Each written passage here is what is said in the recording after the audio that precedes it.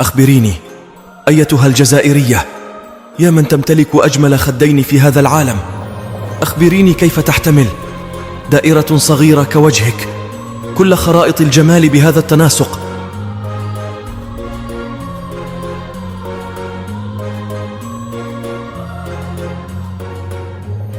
أخبريني أيتها الجزائرية يا من تمتلك أجمل خدين في هذا العالم، أخبريني كيف تحتمل دائرة صغيرة كوجهك كل خرائط الجمال بهذا التناسق؟